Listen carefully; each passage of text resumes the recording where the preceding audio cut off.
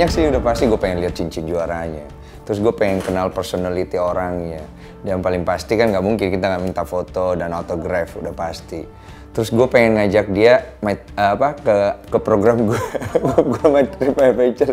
Gue pengen ngajak dia come to my world sih, udah pasti. Dan gue pengen tahu apa yang membuat seorang Michael Jordan seperti yang kita ketahui dan seorang Kobe Bryant seperti yang kita ketahui. Karena kan basicnya gue sangat mengikuti historinya mereka tuh, terutama Kobe Bryant.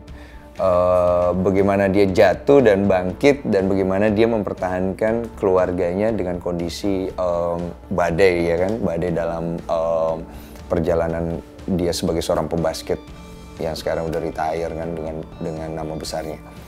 Banyak bro.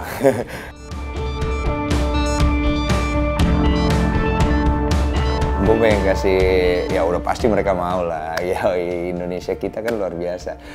Gue punya banyak tempat yang udah pasti akan sesuai dengan keinginan mereka. Kalau mereka pengen laut, gue bisa ajak mereka ke daerah-daerah timur kita atau daerah-daerah Sumatera, sampai ke Raja Ampat dan segala macam. Kalau mereka suka gunung, gue akan ajak mereka ke daerah Jawa dan Sumatera. Gue pikir lo mau apa aja di Indonesia yang berhubungan tentang keindahan alam itu sendiri, wah, I welcome you. Gue ajak main basket di gunung bro dia.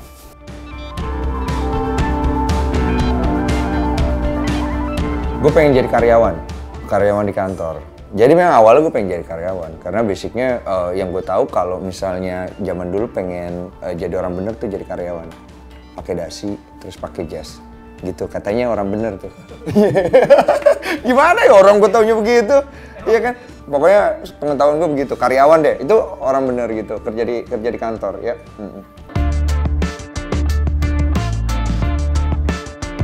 Gue pernah nyiksa produser gue karena dia sangat ngeselin hari itu dan gak bisa diajak kompromi, mungkin dia lagi bad mood.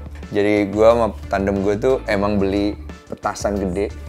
Ini hotel loh bro. Terus pada saat dia habis mandi, kita ketuk, dia buka pintu, kita lempar petasannya. Yang lucunya tuh, lo tau gak? Orang kalau dilempar petasan kan panik kan. Dia udah kepalang tutup, petasan udah masuk, dia nggak bisa buka dan meledak di dalam. Dan security tuh datang. Terus kita semua tiba-tiba tidur gitu. Nah itu hal gila, ya lo bayangin kan. Terus gue pernah nelanjangin kru gue di Pulau Kosong. Cowok. Jadi dia ngeselin banget hari itu.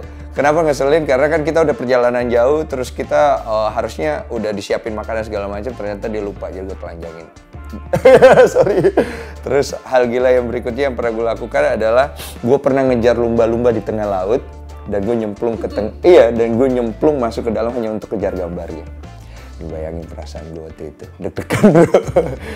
Terus gue pernah kejar hiu di Raja Ampat. Wah, banyak kan hal gila ya. Yoi.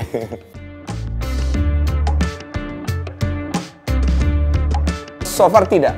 Jadi pernah ada kondisi di mana gue udah nggak ada celana dalam ya, tapi gue tetap berusaha tidak, karena teman kamar gue waktu itu agak menjijikan orangnya. Jadi dia mau nawarin sih, lu mau nggak? Gue ada 2 nih. Enggak deh bro, makasih.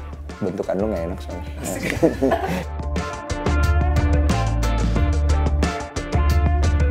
Bingung karena gue nggak tahu gue harus mulai dari mana. Tapi waktu itu akhirnya gue coba untuk ke satu tempat klub basket namanya Aspak waktu itu. Jadi gue coba peruntungan ke sana dulu karena waktu itu udah malam banget lah. Pokoknya gue seharian gue udah nggak tahu mau kemana. Yang penting gue bisa ada tempat dulu.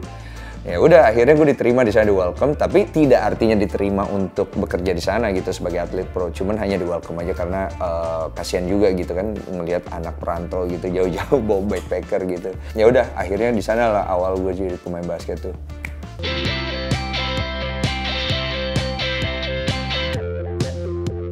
Semua barang gue murah bro, yoi. Sepatu murah, underwear gue aja gue cari diskonan. Yoi, baju-baju gue juga murah. Semua murah, hampir semua murah. Yoi. Nggak enak ya, pasti nggak percaya. Gue tuh suka menyendiri di satu tempat dengan kesendirian gue, kemudian sibuk dengan kesendirian gue, membaca, buka sosial media, teleponan sama mungkin kerabat yang udah lama nggak kontak, atau ceritanya ngelamun gitu kayak berimajinasi tentang hal-hal yang ya mungkin hal-hal yang mungkin belum gue lakukan gitu ya. Bukan jorok ya.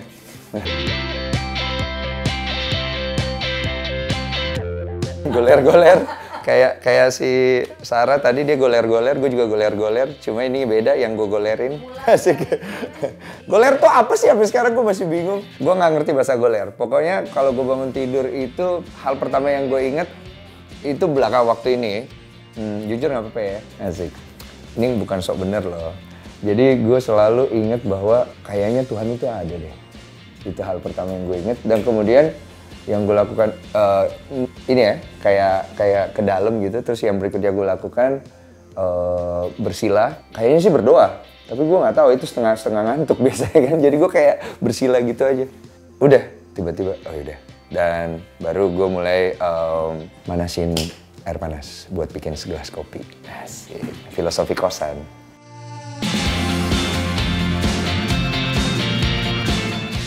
Adventure love. Asik!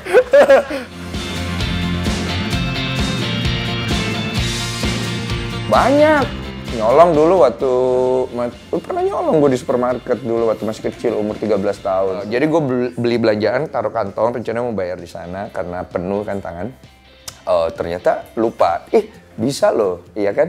Maksudnya nggak ketahuan, besok coba lagi. Nagih, ketahuan.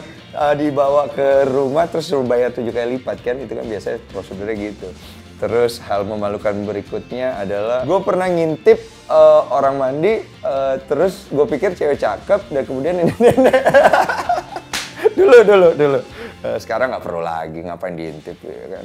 Kadang-kadang suka buka-buka sendiri di sosial media maksudnya. Yoi.